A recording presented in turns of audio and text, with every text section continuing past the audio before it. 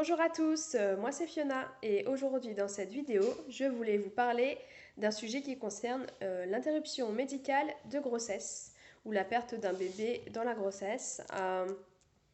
Tout simplement parce que comme c'est un sujet tabou, on n'a pas forcément toutes les informations et voilà, je voulais vous en parler au niveau du déroulement, comment ça se passe. Ensuite, par rapport au ressenti qu'on peut avoir suite à cette épreuve-là, bien qu'elle est différente, j'imagine, selon le terme de la grossesse, le déroulement et beaucoup de choses qui rentrent en compte.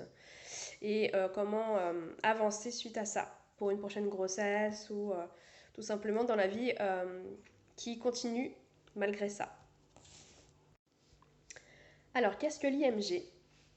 L'IMG, c'est l'interruption médicale de grossesse qui peut se dérouler tout au long de celle-ci pour des raisons d'anomalie du fœtus qui sont souvent graves, dites incurables au niveau de ce qui a été vu.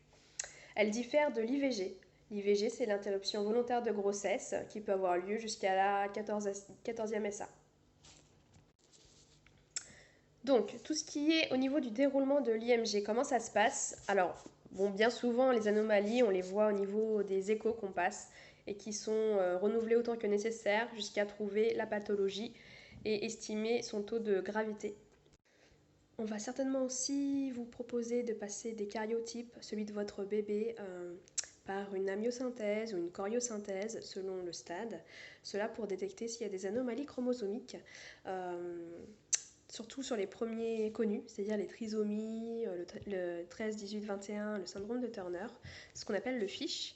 Et si rien n'est trouvé à ce niveau-là, si c'est encore autre chose, on peut vous proposer l'ACPA. C'est pour les recherches chromosomes par puce, ce qu'ils appellent, qui est beaucoup plus large, pour vérifier sur d'autres chromosomes s'il y a une anomalie. Bref, et avec tout ça, ils vont essayer de détecter ce qui cause l'anomalie ou le décès de votre enfant in utero et ensuite se propose l'IMG en fonction. Alors suite à ça, on a un conseil d'IMG qui est souvent annoncé, c'est une fois par semaine. On remplit un papier et il y a un conseil d'IMG qui a lieu, donc qui réunit plusieurs professionnels, que ce soit des généticiens, des gynécologues, qui se concertent pour valider ou non l'IMG. Il faut savoir que l'IMG n'est pas forcément toujours autorisée. Par exemple, sur certains syndromes de Turner ou des peut-être malformations comme des fentes palatines ou d'autres choses dont je n'ai pas connaissance, mais ces IMG-là vont être refusés parce que c'est curable, c'est soignable. Il y a des choses qui sont moins graves. Et certaines pathologies sont incurables ou sont très graves, dont, comme le nôtre qui avait une paralysie fœtale, entre autres. Et dans ce cas-là, c'est prononcé favorable. Alors, suite à ce conseil d'IMG, on a une réponse normalement assez rapide des hôpitaux, une sage-femme souvent qui appelle pour valider ou non l'IMG, qui nous tient au courant en tout cas assez rapidement. Et suite à ce coup de fil qu'on nous donne, on nous donne un rendez-vous avant de passer à la date d'accouchement. Il faut savoir qu'aussi vous pouvez accoucher par voie basse quand vous faites une IMG à partir de 14 SA. Avant, et jusqu'à ce terme-là, on peut passer par aspiration, selon le choix de la personne, bien sûr, mais il y a aussi cette possibilité. Moi, je vais vous parler de l'IMG, du coup, par voie basse, celle que j'ai vécue, parce que je ne connais pas l'aspiration, je ne suis pas passée par là. Donc voilà. Donc avant d'avoir ce déclenchement, en fait, c'est un déclenchement comme un accouchement normal, on nous donne un rendez-vous pour nous expliquer tout en détail ce qui va se passer. Donc ce rendez-vous, en général, après le conseil, il a lieu assez rapidement, quelques jours après. Et donc sur ce rendez-vous-là, je parlerai du ressenti plus globalement ensuite. Là, je vous explique le déroulement et après, je vous parlerai du ressenti. Donc ce jour-là, on va nous expliquer comment ça va se passer dans les faits, plus en détail, et nous parler éventuellement des recherches d'autopsie sur le fœtus. Donc on va avoir vraiment un flot d'informations avant l'acte. Si on a des questions, c'est le moment d'en poser plein. Et puis, on nous donne un cachet à prendre 48 heures avant l'intervention. Donc, c'est un cachet qu'on donne aussi pour les IVG. Ça permet, je crois, de préparer le col à l'accouchement. Ça le ramollit, à ce que j'ai compris. Voilà, c'est sans douleur. On le prend, il n'y a aucun symptôme visible ou ressenti sur la personne. Et il faut le prendre 48 heures avant. Donc pour moi, ça avait été le lundi pour l'accouchement le mercredi. Suite à ça, donc du coup le rendez-vous est passé, on arrive aux 48 heures, on prend ce médicament le soir. 2 jours après, on peut aller se faire déclencher. Donc là, ça se passe dans une maternité qui est un peu plus classique.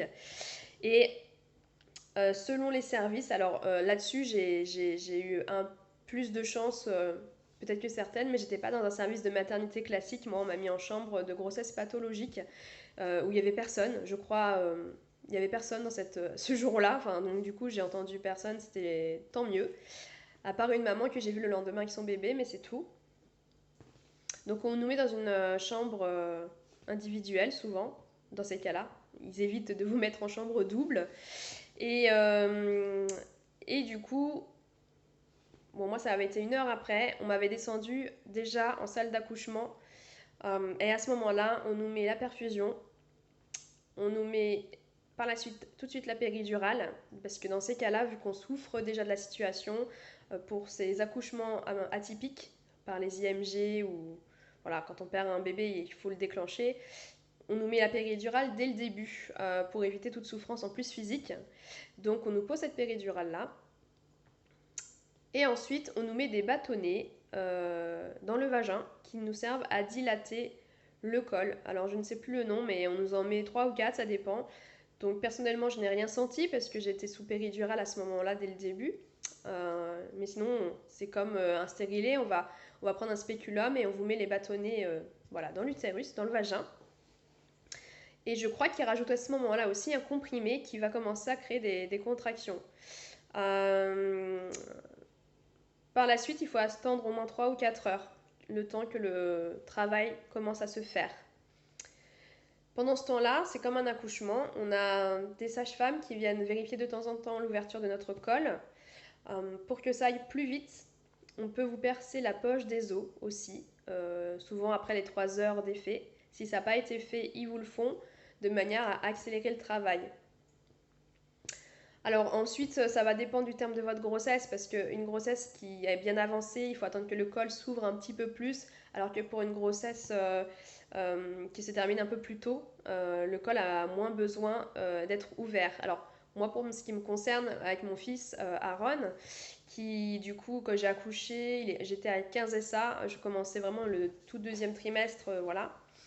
Du coup, évidemment, mon col n'avait pas besoin d'être ouvert à 10. Je pense qu'à 3, ça suffit en fait pour que le fœtus puisse passer. Donc c'est quand même plus rapide en général. Donc au niveau après de l'accouchement en soi, en ce qui me concerne, ça avait été rapide. On ne sent rien. Peut-être la sensation que moi j'ai gardée d'un glissement en effet, mais autrement aucune douleur physique, encore une fois.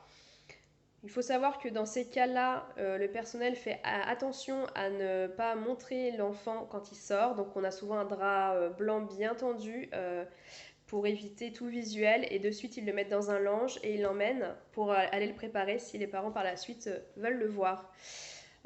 Et puis pour laisser le temps, je pense aussi aux parents de récupérer de ces émotions et de ce qui vient de se passer. Voilà, donc après, au souhait du parent, quelqu'un vient avant pour vous poser la question si vous souhaitez voir votre enfant ou non, selon.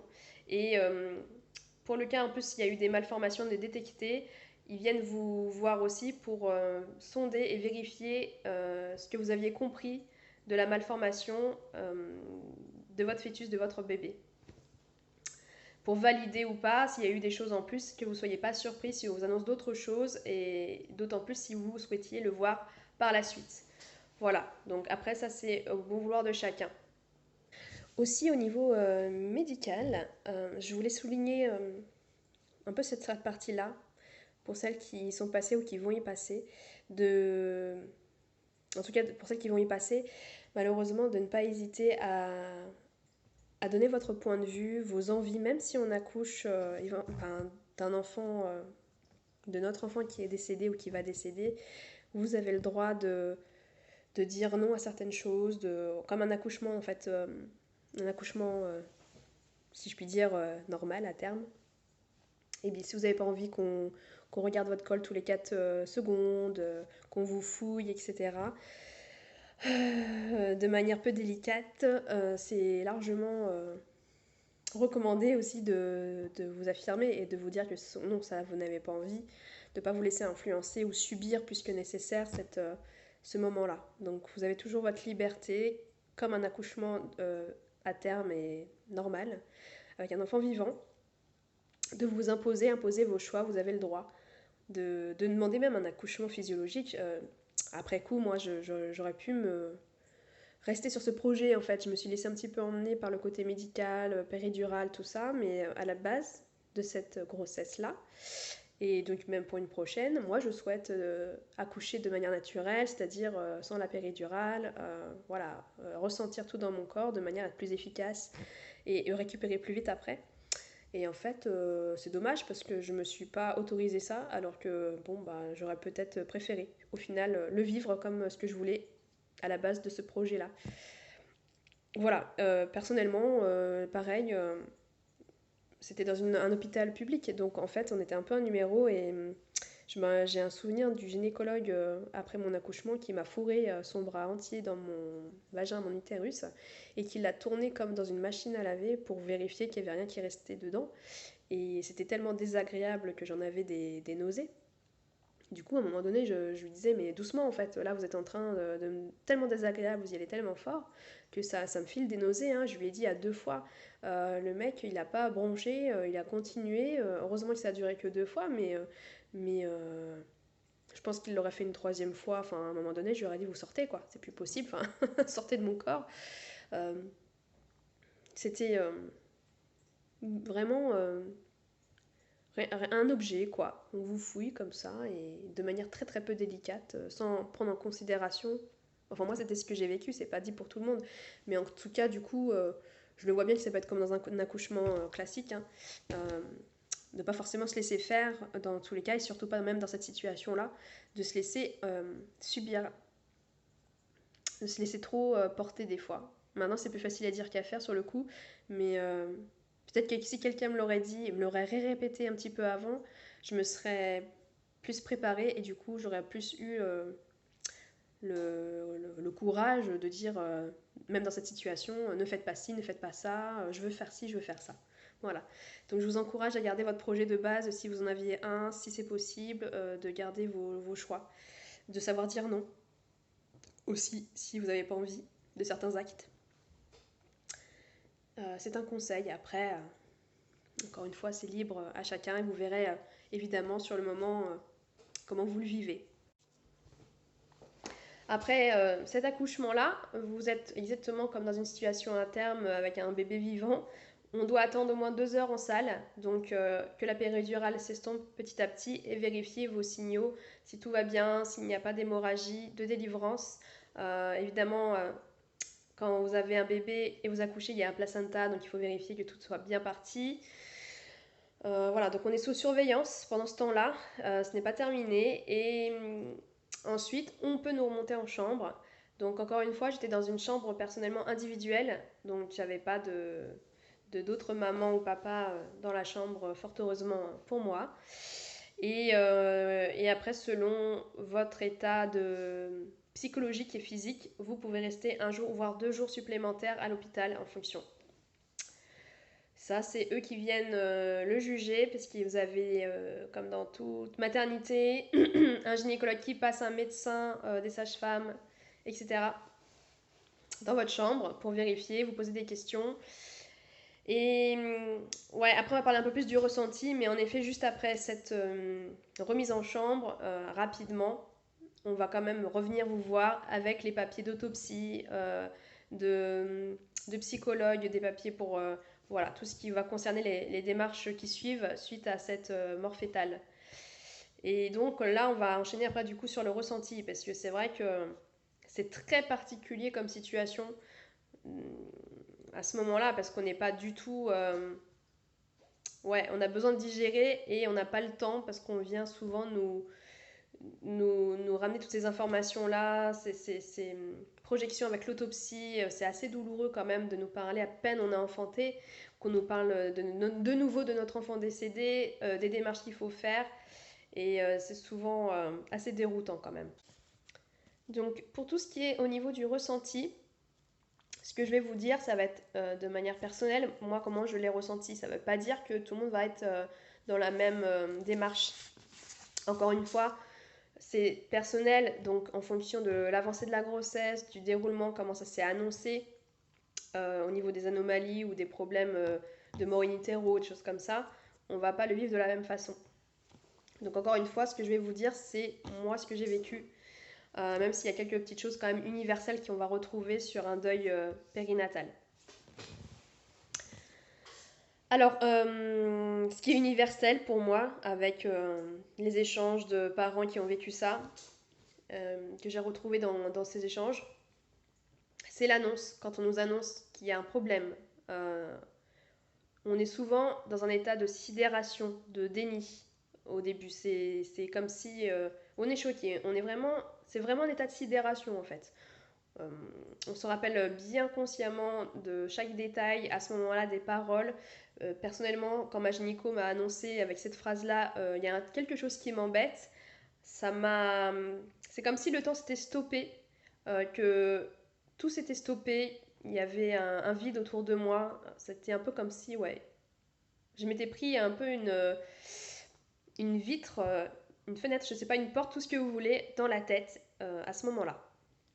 Et ensuite, il y a eu un déni, c'est pas possible, pourquoi moi, pourquoi nous, qu'est-ce que c'est que cette chose d'anomalie, qu'est-ce qu'on nous annonce, c'est pas possible. Mais ce qu'on ressort de ça, c'est souvent un état de sidération, de choc, qui est pour moi universel à ce moment.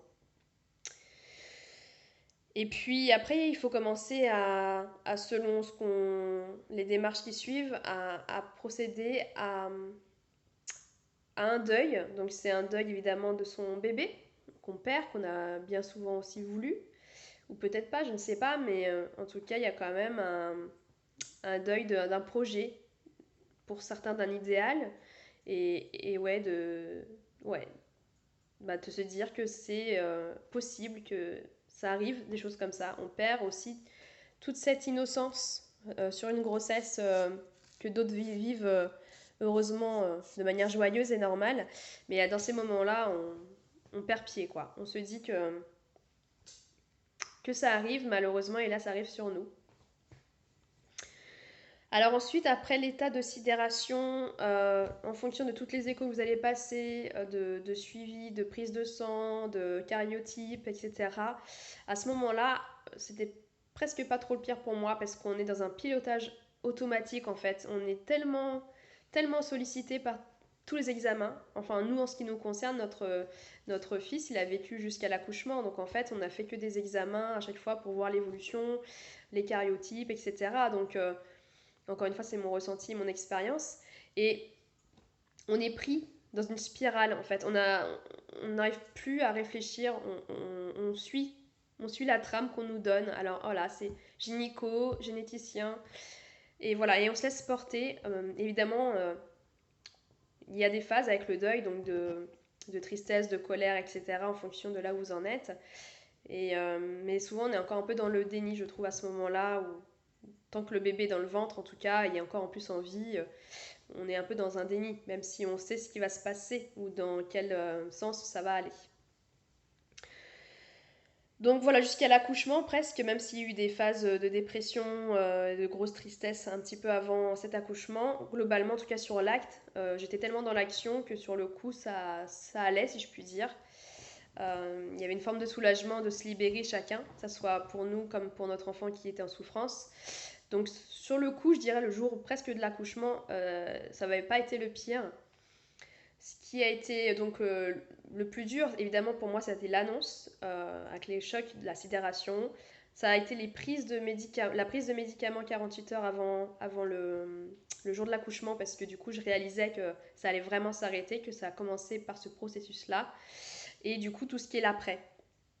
C'est-à-dire quand on revient dès qu'on nous remonte, je pense, dans la chambre de maternité, euh, bah, il y a un syndrome de berceau vide en fait, parce que c'est pas normal. On devrait avoir un bébé dans le petit berceau ou à côté de nous. Et là, il n'y a rien, il y a le silence en fait, le silence, une salle, une chambre pas très joyeuse bien souvent. La mienne, elle était un peu glauque d'ailleurs. Et puis voilà, toutes ces personnes qui viennent vous voir dans ces cas-là pour demander les papiers d'autopsie. Là, on est ailleurs en fait.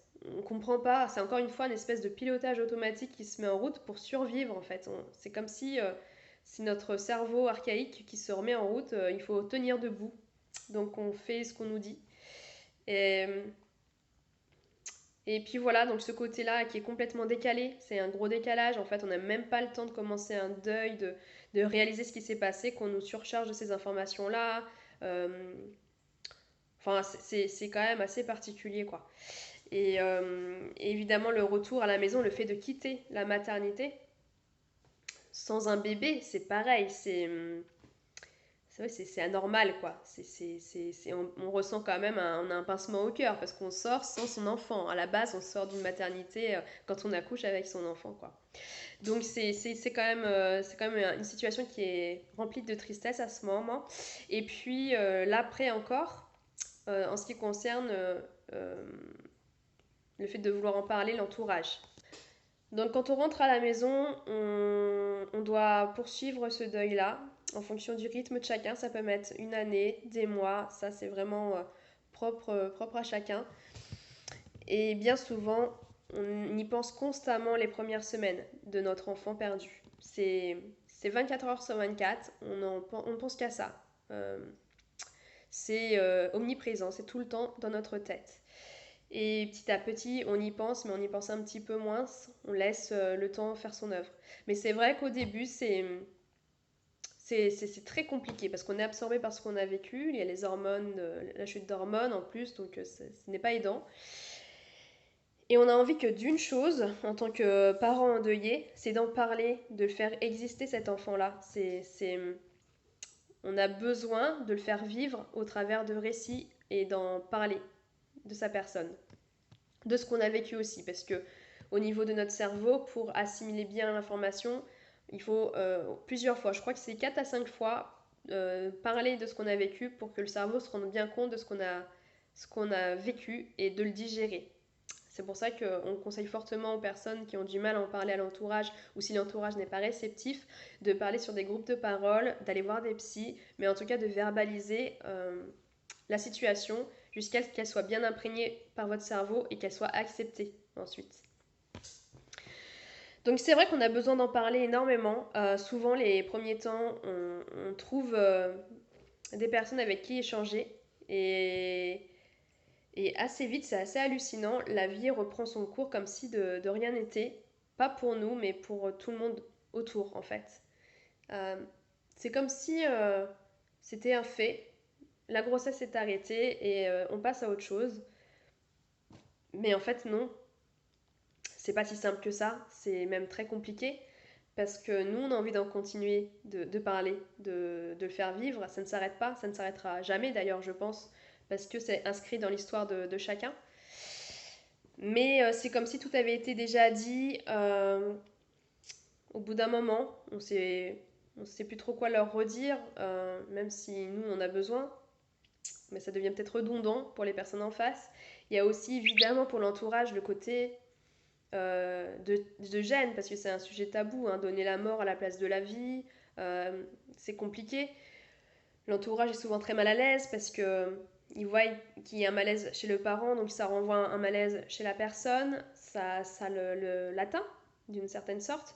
Donc pour éviter des maladresses, souvent l'entourage, que ce soit amical ou familial, va éviter d'en parler. Et ça c'est assez universel aussi, hein. C'est vraiment recueilli dans les échanges qu'on peut avoir entre nous parents endeuillés. Mais très vite, les personnes vont vite passer à autre chose et éviter d'en parler, alors que il faut savoir que c'est la pire chose pour nous en général, parce que ça fait oublier. C'est comme si on donnait plus d'importance à cet enfant-là. Il a été vite oublié, ça a été une table rase en fait. Donc il vaut mieux, je reviendrai sur les conseils à la fin, mais il vaut mieux avoir une maladresse dans les propos que d'ignorer voilà, l'énormité de la chose qui est là pourtant. Après, la personne qui a vécu l'IMG ou la perte de son enfant pendant la grossesse, elle le sait très bien que vous n'avez pas vécu ça, que vous ne pouvez pas sentir et savoir le degré de souffrance. Elle le sait, donc allez-y quoi. Avec les maladresses, c'est pas...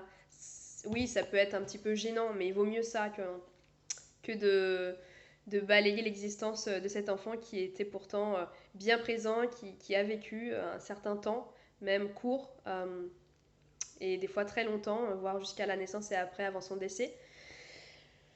Donc juste le fait de prononcer son nom, de dire est-ce que tu veux en parler, est-ce que tu veux venir, est-ce que tu veux venir chez moi, est-ce que tu veux que je t'accompagne sur le lieu de recueillement. Souvent vous avez les enfants qui sont nés après 24 SA sont déclarés à l'état civil, ils peuvent être enterrés ou être incinérés. Et avant ça, on vous propose de vous soit le prendre en charge, soit l'hôpital. Et dans ces cas-là, c'est les cendres qui sont réparties sur un lieu de recueillement qui s'appelle le jardin du souvenir. Voilà. Donc en fonction de votre choix et aussi du stade, vous avez un lieu où vous pouvez vous recueillir par votre choix ou pas. Si c'est l'hôpital qui prend en charge, c'est le lieu qui est attribué par rapport à cet hôpital-là. Alors, ce qu'on peut aussi ressentir dans l'après, c'est la culpabilité souvent de son propre corps, de ne pas avoir réussi à avoir pu porter cet enfant à bien dans les bonnes conditions. Donc une sorte de trahison vis-à-vis de son corps. Euh, c'est assez souvent que j'entends ça. Après, de mon point de vue, même si on passe par là, la culpabilité, elle va pas nous servir, hormis nous rendre mal, plus mal que nécessaire d'ailleurs, et nous ronger de l'intérieur. Mais elle sert à rien. Ça va pas faire avancer en fait ce qui s'est passé. Ce qui s'est passé, c'est passé. Et il y a beaucoup de choses dans la vie qu'on ne peut contrôler. Ce qu'on peut contrôler, on peut prendre les initiatives et faire ce qu'il faut pour changer des choses, mais ce qu'on ne peut pas contrôler, et bien, il faut le savoir lâcher prise à ce moment-là, accepter avec du temps la situation. Hum, ouais, c'est ce que j'en ai ressenti en tout cas pour ma part, et je pense beaucoup, cette culpabilité-là. Euh, Ce qui peut faire du bien, c'est toutes les techniques alternatives, éventuellement, si on en ressent le besoin, d'aller faire de la sophrologie, d'aller voir des psys, de kinésiologie, enfin toutes ces séances, yoga, je ne sais quoi, enfin tout ce qui peut nous permettre de nous reconnecter en fait à notre propre corps et de se refaire du bien, de se penser à soi. Et ouais, et apprendre à lâcher prise aussi, même si c'est pas évident. Ce qu'on va retrouver aussi sur l'après, ça va être la difficulté de revoir des femmes enceintes, de croiser des bébés qui pourraient avoir le même âge que celui qu'on aurait actuellement sur la période où on les croise. C'est difficile parce que du coup ça renvoie à la perte de l'enfant qu'on aurait dû avoir. Il faut au maximum que les personnes autour de nous ne nous en veulent pas en fait de ce comportement. Encore une fois, en plus si ça se passe dans l'entourage, un ami, enfin une amie ou un membre de la famille qui va avoir un bébé, qui a eu un bébé ou qui est enceinte, de ne pas nous en vouloir si on a des réactions un petit peu hors normes. Au lieu d'être content, on peut être plutôt triste ou des choses comme ça. C'est vraiment pas contre la personne, mais ça fait partie du processus que certainement on doit vivre en tant que parent endeuillé et qui nous renvoie à cet malheureusement échec. Enfin, on peut le vivre comme ça en tout cas. Donc au niveau de l'entourage, soyez tranquille, ce n'est pas contre votre personne, c'est contre la situation. Voilà. Et il faut du temps, donc un jour je sais que ça s'atténue et qu'on retrouve de la compassion et de l'empathie et de l'amour envers ces personnes-là. Voilà. Et moi, ce qui m'aide aussi, c'est quand je croise maintenant des femmes enceintes, évidemment, j'ai une première réaction, et c'est selon les personnes, mais ça va être peut-être de détourner le regard Et en fait, après de me dire, mais ça se trouve que ces personnes-là aussi, elles ont galéré, on ne connaît pas leur vie. Elle est enceinte, certes, mais on ne sait pas par quoi elle est passée. Donc, ouais, on ne peut pas savoir, on ne sait pas. Et je m'aide en me disant ça. Peut-être aussi elle a galéré et qu'elle est enceinte et c'est tant mieux pour elle et ça existe d'avoir des bébés en bonne santé. Donc nous voici à la fin de la vidéo.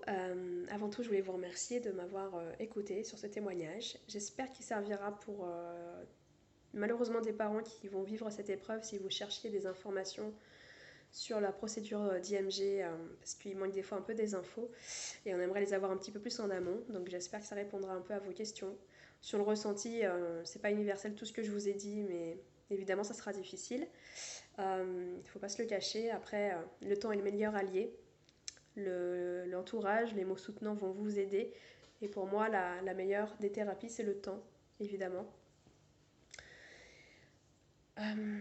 Savoir se raccrocher à des choses qui sont belles dans la vie, c'est important aussi. Des petites choses en attendant qu'on aime, ça peut être un cinéma, bronzer sur la plage, manger son repas préféré, des petits détails mais qui font du bien. Ensuite, si vous aviez des projets de future grossesse comme moi et comme la plupart des parents qui vivent cette épreuve-là au fond de nous, la plupart en tout cas, on réessayera. Et c'est ok d'ailleurs aussi si on ne veut pas réessayer. Mais c'est important du coup de garder l'espoir au fond de son cœur. Si c'est des récidives, des choses très compliquées, la science, elle peut aider. Et autrement, se raccrocher à l'espoir et que la vie, elle peut gagner, c'est important. Il n'y a pas que des choses malheureuses, il y a aussi des choses heureuses. Et ça peut aussi nous arriver. Donc voilà. J'espère pouvoir refaire une vidéo sur un thème un peu plus joyeux, peut-être sur plus tard, sur une grossesse qui s'est menée à terme et ce retour-là après une IMG, justement, peut-être un peu plus sur la suite en fonction de quand ça arrivera. Voilà, si vous avez des questions, n'hésitez pas, vous pouvez toujours me contacter si vous souhaitez qu'on en parle un peu plus longuement. Et du coup, une prochaine vidéo peut-être alors. Ciao!